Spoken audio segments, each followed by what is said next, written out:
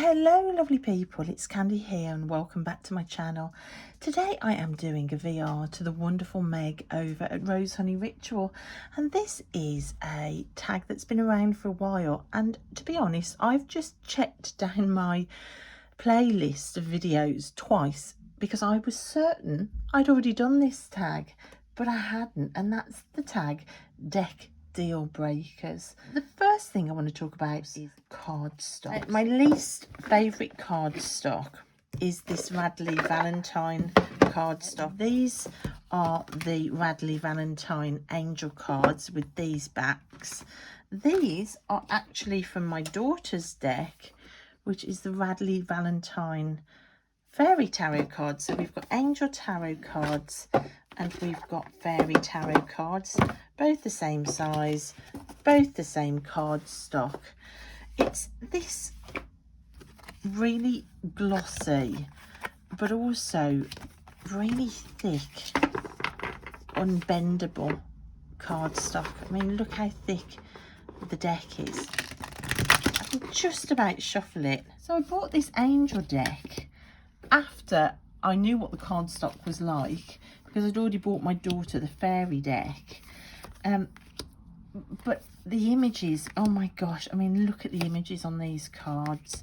So you've got mermaids and you've got unicorns and you've got fairies, you've got angels, you've got dragons. I mean, it's just pure fantasy artwork, but I don't use it very often. In fact, I think I've used this deck once because I think of it and I just think about this thick glossy cardstock and it puts me right off. So I think this has got to be my least favourite. And if I show you the fairy deck, I mean, the backs are just glorious, but again, it's the cardstock. I mean, I love the images. I like the fact that it's got writing on the front of the cards. I like the different coloured borders. A lot of things that I suppose would be deal breakers for other people. None of that bothers me. I quite like borders and I quite like text on cards. But the cardstock, and I just don't know. So, cardstock, thick and glossy. However, I don't think it is just glossy cardstock I don't like, because I mean, I've got the Dreams of Gaia, which is literally one of my all-time favourite decks, and of course this cardstock is equally as glossy. You can see the shine of the window there, but it's a lot thinner. It's much thinner. It's much more flexible.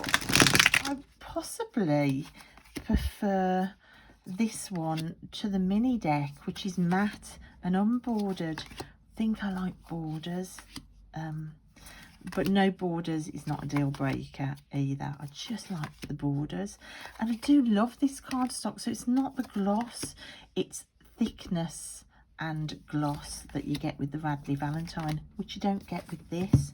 So it's not gloss, it's thickness and gloss.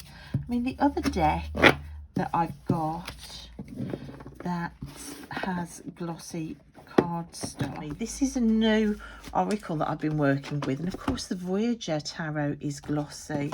Now this Miss of Avalon oracle, it's glossy, but it's not so thick that you can't shuffle it. And oh, it's been really lovely to work with this one. I'm really loving it. So again, obviously it's not the gloss, it's whether the gloss stops it from being workable. And now I'm interested to check out the Voyager. So yeah, this is edging towards the Radley Valentine. This is a lot thicker. Yeah, this is on the edge of cardstock that I don't like. It's not quite as thick as the Radley Valentine, but we're almost there. But look at this deck, it's absolutely fantastic. It's one of my favorites. So it can be forgiven. So are they deck deal breakers if I can forgive it sometimes? Probably not. But if I was to be presented with another Radley Valentine deck, it would probably stop me. Now, papery cardstock that's very thin, I think I'm okay with that. These two decks really come to mind with papery cardstock, and I've seen the cardstock of these inner child cards absolutely turn people off. It is so thin, but you can see how massive the cards are, and because they're so big, I think if it was any different cardstock, you literally would not be able to shuffle them. But because they're so bendy, look, you can shuffle them that way, and I love them for that. And of course, this deck again is pretty forgivable for a lot of sins because it is so wonderful.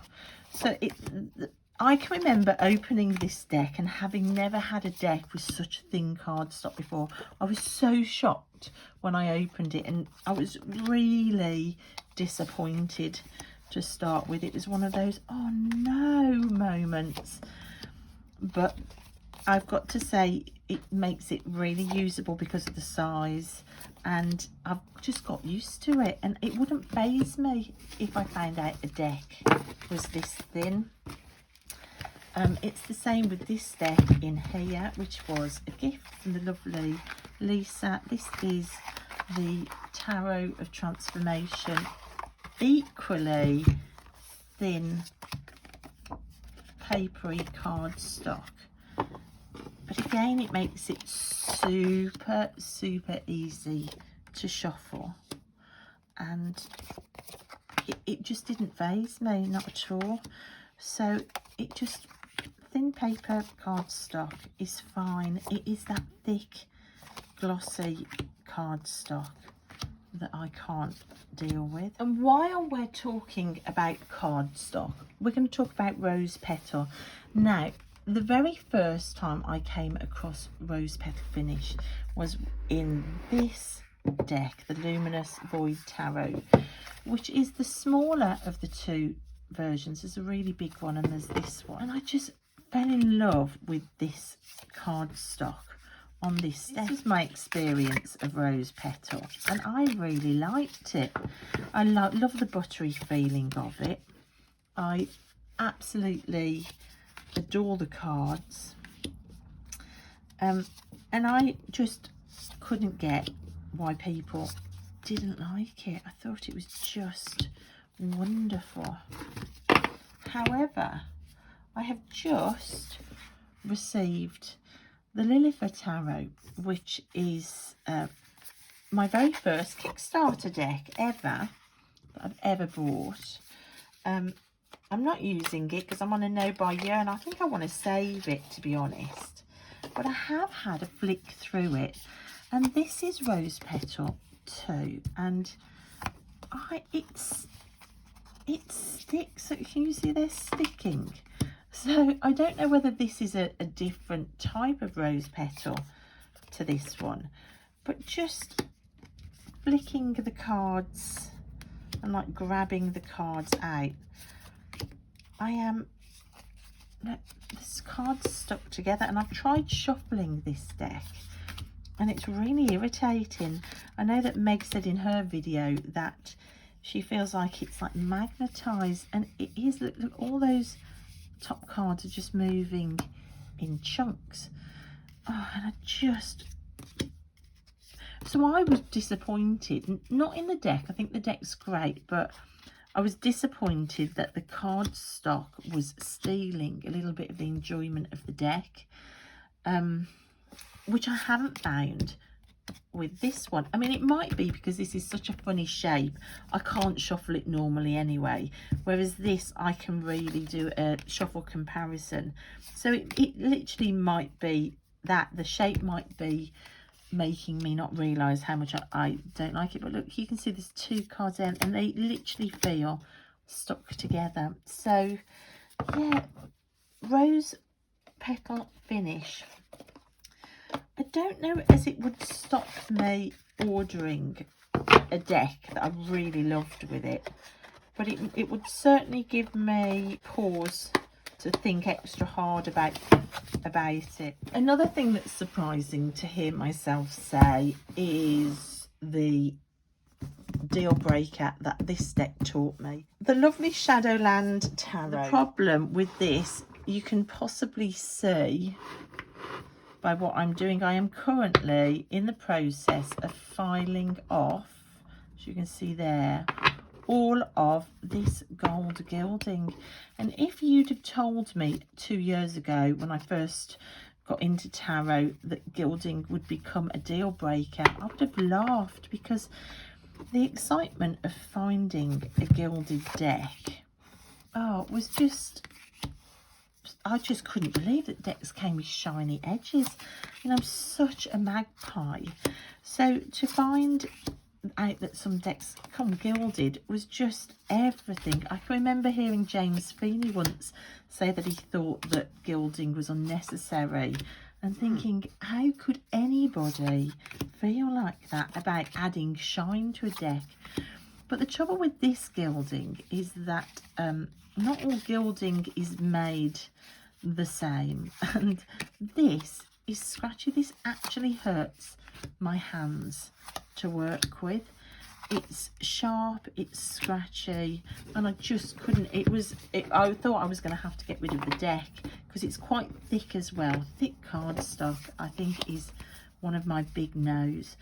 And to file it off was just such a joy, to feel the cards without being prickled. I mean, if you're going to do gilding on a deck, then do it like the Shimmering Veil does it. The amazing holographic sort of mermaidy edging, and it's not scratchy at all. I love it for that.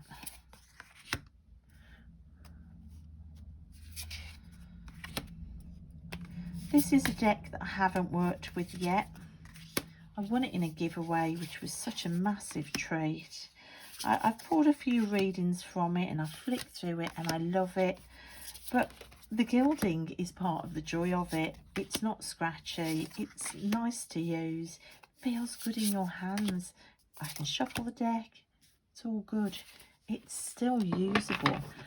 If a surface feature of cardstock or edging makes a deck unusable, then, you know, what is the point? Right, the next deal breaker for me is cost. This was the very first Kickstarter I've ever done. I've only ever done one Kickstarter because normally the cost is prohibitive. This was actually a lot cheaper than most other Kickstarters. I think instead of like £50–60, it was like £30. So that was doable for me. So I go for secondhand. I look for bargains, secondhand, even mass market a lot of the time. If I can find secondhand over brand new, I will. Again, it's thinking of the environment as well. The last one that I found secondhand was this Courtney Davis, the Celtic Tarot. Now this is the original printing of this, and this, I've seen this going for like £200–300. Comes with a journal, and it comes with the card pack, and it comes with a guidebook as well. But this I got secondhand for £8, believe it or not. And you can feel the wear in the cards, you know, when it starts to go all soft around the edges. But I love that, and if I can find secondhand over new, even if I had the money, I would choose secondhand every time. Now these are amazing. The majors, I mean, look at the details in the majors, but they're pips in the minors, and normally I don't like pips. That is another deal breaker. So let's talk about pips while we are looking at this deck. I can forgive this though, because there's so much work and detail in the Celtic patterns, and the majors are so incredible that I'll forgive it. Plus it's Celtic, so it's part of my heritage and all these Celtic knots, so I will forgive it. But normally pips are a huge deal breaker for me, but not in this deck. There is enough going on for me to still love this deck. Lazy pips, was it Sylvain that came up with the term lazy pips? Lazy pips for me are a definite deal breaker, and but I do have a deck with lazy pips, which I'll show you now. So yeah, secondhand over new. Oh, I tell you what also is a massive bugbear of mine, which is probably a tarot peeve rather than a deal breaker. It's when Kickstarter just finishes, they put it straight to mass market. Now this has just happened with the Intuitive Night Goddess, because I really wanted that on Kickstarter, but of course the money is a deal breaker for me. So I just looked and thought, oh wow, that's incredible. And then literally the minute the Kickstarter was over and people had got their decks, it seemed like the second that happened, it was out on mass market with very little change. And I just felt that that was really unfair for the people that had bought it at the high cost of Kickstarter. I mean, it was great for somebody like me that can't afford a Kickstarter and suddenly thought, oh wow, I get it mass market, and oh, excellent, there aren't any changes. But I haven't bought that deck yet because I felt so aggrieved for the people who had spent the money on the Kickstarter. I just think that's really unfair, and I don't know, it feels almost dishonest that people would have a chance to get an almost identical deck for a fraction of the price and weren't told, and ended up buying an expensive Kickstarter. So it kind of it does put me off. I just think that that's really not fair. Yeah, that would put me off a deck. Somewhere where I watch something be slightly unfair within the creation of a deck puts me off getting it. Definitely secondhand all the way if I can. Okay, this is my one lazy pip deck, and I bought it knowing that it was lazy pips, but I bought it because I love the artist. She's the same artist that does the Moon Oracle. I remember the days of Mystic Meg on UK Breakfast Time as well, so it made me smile. Plus I got it secondhand. I think I paid £4 or £5 for this. But can we just talk about this ridiculous box? So the guidebook is in here, but look at this box, guys. It's literally impossible. You're supposed to put it in around this central square, but of course everything just slides. So silly boxes like this that just mean that you're going to have a bag. It's just crazy, and it makes me not want to use it because it's like putting deck chairs away. I'm not very good at putting deck chairs away either. I get frustrated really quickly. But look at this artwork. I really, really wanted this artwork because I love her style. I love this colour palette. I just think the quartz and the majors are fabulous. Look at these. They are so awesome. So I wanted it. It was my collector's gene kicking in, like wanting all that this artist has done. But if we look at the pips in the minors, You can see they're just repeating shapes, and I don't like that. Now, if it wasn't for the fact that this is the artist and it was a second-hand deck going really cheap, I wouldn't have touched this deck. But there you go. So lazy pips, I don't like those very much. On the subject of ridiculous boxes, let's talk about packaging, because Meg was talking about like waste and the silly packaging, and I agree. I do wish that people would start, oh, I mean, look at this, it's supposed to close like this. I do wish that people would be more careful with the waste of packaging. Now, I absolutely hate plastic boxes like this. I'll show you then. I don't want plastic around my deck at all, thank you. I just don't want it. I love what Renee over at Meadowlark Mystics did. Now, this is her She of Insight Oracle, which is amazing. And she produced this deck through Make Playing Cards, and there's just the option of a tuck box with the deck. And the guidebook, if you want the guidebook, this is printed separately, print to order on Amazon. So if you don't want the guidebook, you don't have to. There's no waste at all. It's all paper, and it's fabulous for that. It takes up no space on my shelf. I haven't got a huge box to contend with. I've just got a beautiful deck in a little tuck box, which is fantastic. So let's think about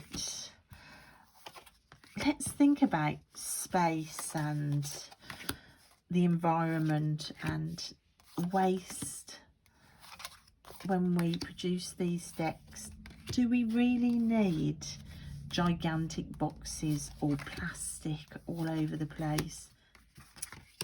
Can we get away with e-guidebooks and no waste and limited boxes and just celebrate the simple? I'm currently working with this Oracle as one of my decks for Lent. Now, this is Liminal 11, and of course they have packaging which is like a box within a box, and I think that this is magic, but there's probably waste there because you probably don't need the two boxes, but it takes up less space. And there is just something really magical, whether that sort of style box could be done with just, say, one flap over the top, but there is something quite magical about opening up a deck and sliding out the box and, you know, seeing the patterns inside. So I do like this packaging. So I don't know whether I'm contradicting myself there, because that's a box within a box, but it isn't that giant box that takes up half a shelf. Right, can we talk about cash grab decks now as well? I really don't like decks that look like just a cash grab. The decks that come to mind are those sort of Disney villain decks that they have lazy pips as well, or where the advertising doesn't show you that it's pips and you kind of feel tricked. Anything that feels like dishonesty, you know, they'll show you the majors, they'll show you the courts, but they won't show you the minors, that they're pips and lazy pips, and then you feel like it's been a cash grab. So I don't like decks like that. Anything that even hints like that, or where you find out it's pips but they haven't told anybody, I won't go near those decks. Also, if there aren't enough cards, that to me feels a bit cash grabby then. It's say like 20 cards or something. The closest I've got to that is this Dark Mirror Oracle cards, and this, you can see it has very few cards. In fact, it only has 32 cards, and using this deck last year I found out that that didn't feel enough. I was getting too many repetitions of cards, and I got frustrated, to be honest. I thought I'm going to have to find a different way of working with this, like one a week just throughout the sound season or something. It limited what I could do with the deck, which I found frustrating, and I decided there and then that I probably wouldn't go for a deck with 32 cards in again, or less. I've seen some with even less. I think 44 cards in an oracle is minimum, really. I want to feel like I'm getting value for money, although I do love this deck. I do.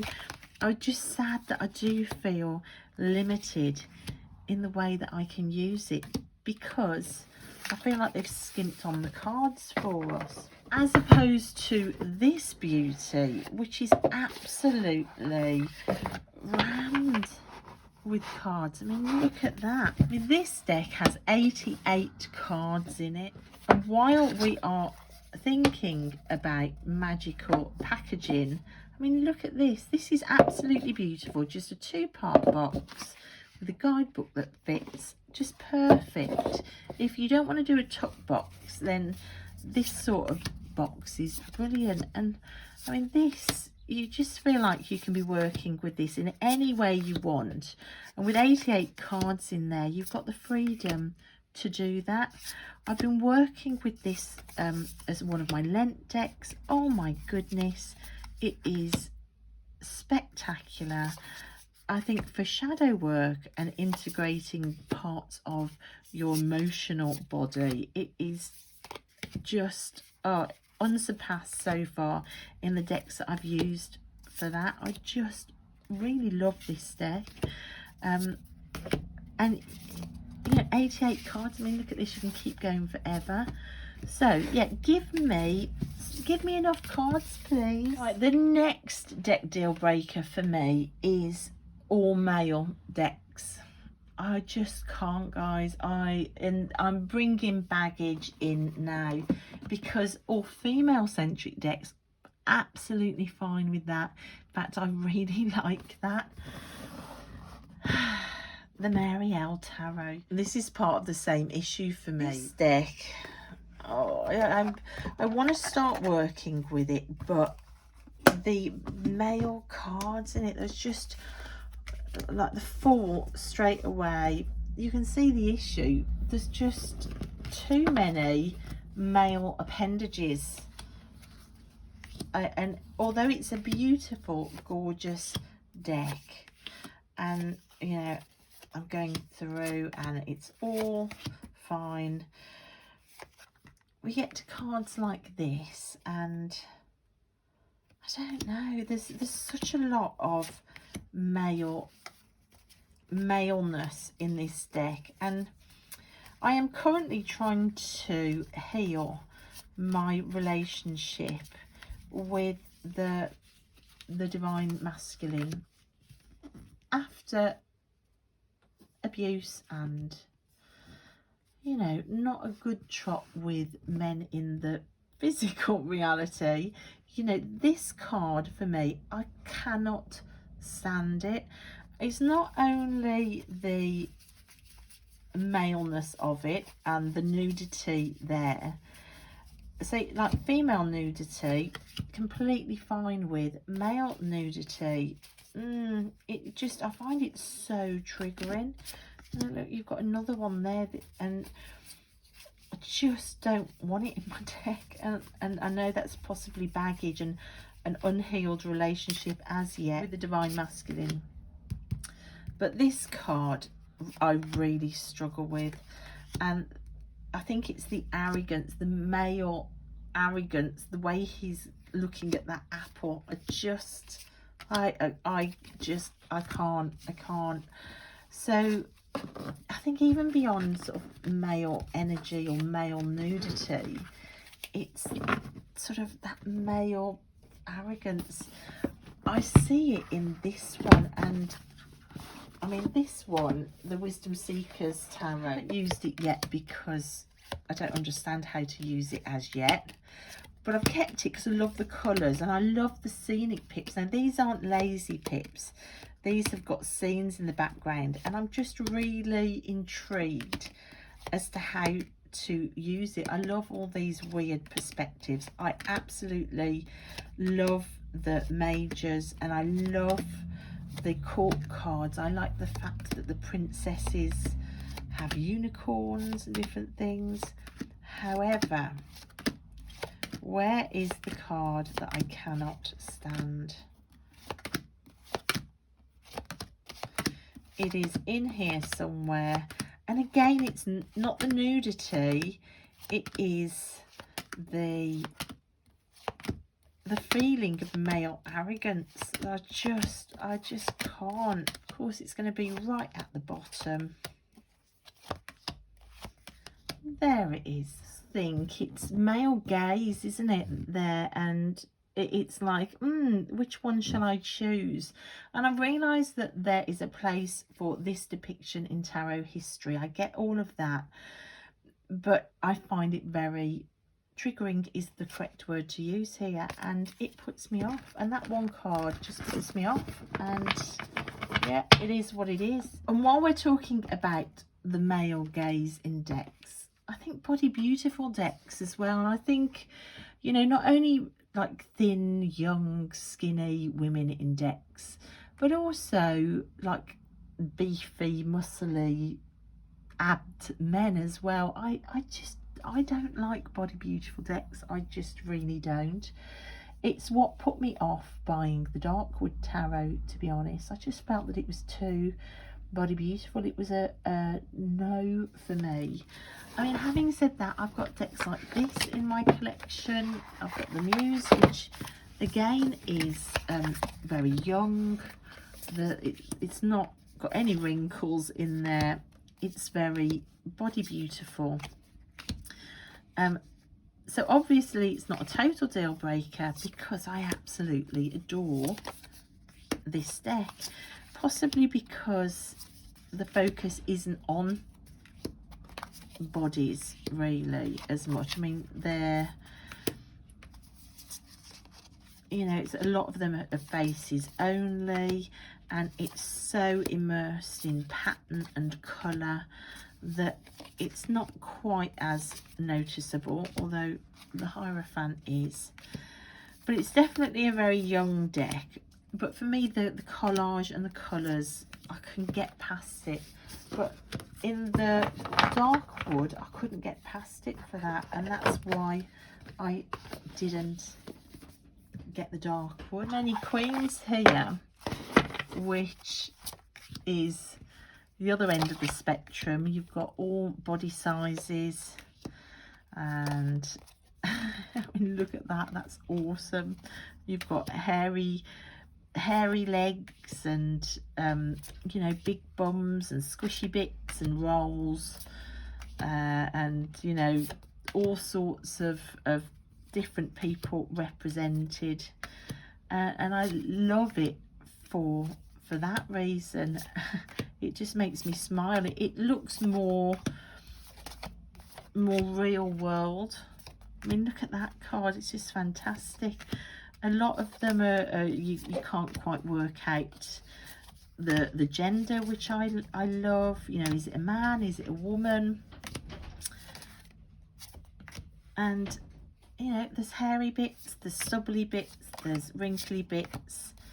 It's fabulous. There's just all sorts of different characters in here, which I love. So that puts us into the realm of diversity. Please, can we start having decks with more diversity? One deck that I was really disappointed with when it came was this first one, the Seasons of the Witch, the Samhain Oracle, and I actually filmed a flip through of it and then never shared it on my channel because I was cross with it for not being diverse enough. And although I loved the deck itself, I I just was cross with it, and I wasn't going to buy any more until I saw that they'd addressed it in this deck. So all the complaints of this deck, they addressed it in the Yule Oracle. Of course, there's a Beltane one out now, which I don't have because I'm on a no buy. So my collector's gene is getting very upset that there's another collection one out, but a no buy is a no buy. So this deck went some way to address this sort of white young face. You know, you've got age in here a little bit more. Again, you see it there. You've got slightly different body types. And it was a lot more diverse in this one. You've got different skin colours as well. You know, different skin colours. I mean, really, this day and age, it shouldn't be a big thing to do, should it? To literally get some diversity in. And please, as a mum of a special needs child, I just wish diversity would stretch to disability as well. You know, that is one area where it's incredibly rare to see the diversity. I tell you, she loves decks and oracles and tarot. She's constantly asking me to pull her cards. How lovely would it be for her to see herself and her friends more in the decks that we're using? And I just think that goes for all sorts of groups, whether it be age, whether it be body size, whether it be skin colour, disability. There are some improvements, but of course we've still got a huge way to go. Another category is heavily Christian based decks. Having come from the Christian church, then yeah, it was triggering for me. So things like angel decks, I thought I'd never ever work with, or anything with any Christian imagery in at all. So it still can be a deal breaker, but as with all of these other deal breakers, I do have decks in my collection that are enjoyed in my collection. And I love these decks because they are so unusual. I mean, you've got angels and all sorts in these, and I love them for that. They are odd little decks which are funky as anything. I mean, these are the angel cards and they are amazing. I mean, look at them, they're incredible.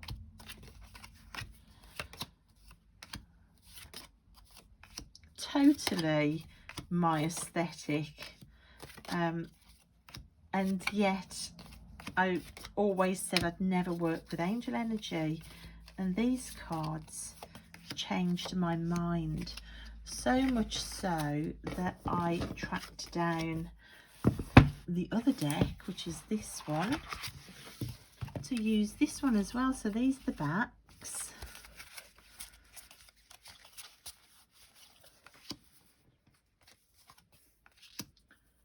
And you can see they are strange.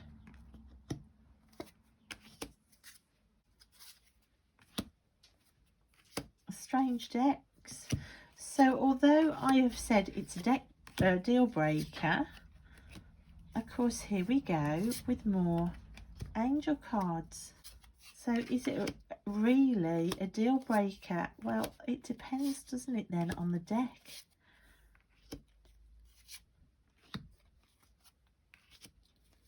But look at this, look at the funkiness of these.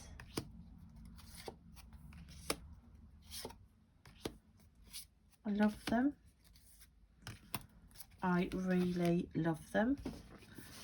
I don't know, as it can be when I am bringing in Mother Mary decks as well. I mean, this is very Christian. I mean, it's Mother Mary energy. And yet I feel that this can come in and be comforting and beautiful to work with without triggering any of my past traumas through church. Again, I think it's the saturation in the female energy with working with Mother Mary that I love so much. And you see it in this one, which is the Shrine of the Black Madonna Tarot, which I love as well. But again, you've got very, very Christian imagery here. I mean, these are based on Christian shrines, so obviously if it's Christian based with female energy within it, I love it.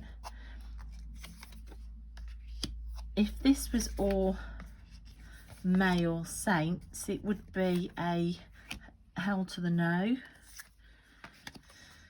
So obviously there's issues with me with the divine masculine, which is why again I suppose I struggle with the Mary L, because of that masculine energy. But this deck, I love it. Also, I am thinking about adult themed decks, like erotic decks as well. I'm not a prude in real life, but those decks, I haven't got anything to show you, because that's a firm pass for me on sort of erotic tarot or erotic oracle. I just can't. And finally, a absolute no for me. My deal breaker is fake decks. I think this is despicable, the rise of fake decks and not knowing what you're buying. And I know that some people buy fake decks and they think it's fine. I literally can't catch my breath. Now this is the Wildwood Tarot, which I bought online. It was photographed on eBay so that it looked like the proper deck. And the wording that went with the picture was very cleverly done so that it wasn't lying at any point. It was just very cleverly worded, and there were none of the normal signs in this purchase that this was a fake deck. The woman I bought off had obviously ended up with this herself, so she was selling it secondhand. It was actually only a few pounds off the cost of the real deck. And again, that was, normally the price is a giveaway, but because this was so expensive, again, it just seemed like a kosher purchase. And the woman was vile when I complained. And it was basically, ha ha, you can't do anything about it kind of attitude. I've since been sent this deck by a really, really kind subscriber, and I'm actually doing something with this deck which I want to talk about in another video, which is making this deck become magical for me, because I was going to put it in the bin, and at the point of loosing go of it to throw it into the bin, I just felt really sorry for the deck. And although I would never ever encourage any purchasing of fake decks, because it's literally stealing from the artist and the creator, I think if you, like me, have ended up with one and you're duped, there are things that you could do with it to bring magic in. So, but that's for another video. So that's it, guys. Those are all my deck deal breakers, and some of the decks that I have in my collection that laugh at me, that tell me I have no deck deal breakers really, like this Showa Yambrak Rose, having said that I don't like Christian imagery. I've got lots of her decks which is absolutely rammed full with Christian type imagery. A case in point. And yet here I am sitting here saying it was a deal breaker. So I think filming this video has just taught me that I have very few deal breakers, and the ones that I do have, any certain decks can sway me to ignore the deal breakers. So thanks guys so much for watching. I hope you enjoyed that. Thank you Meg for the fantastic tag and your amazing channel. If you haven't found Meg yet, then I urge you all very strongly to go and say hi and subscribe to her. She is fantastic. I will leave all her links to this tag and to her channel down below. And yeah, thanks for watching guys, and I will see you next time. Bye.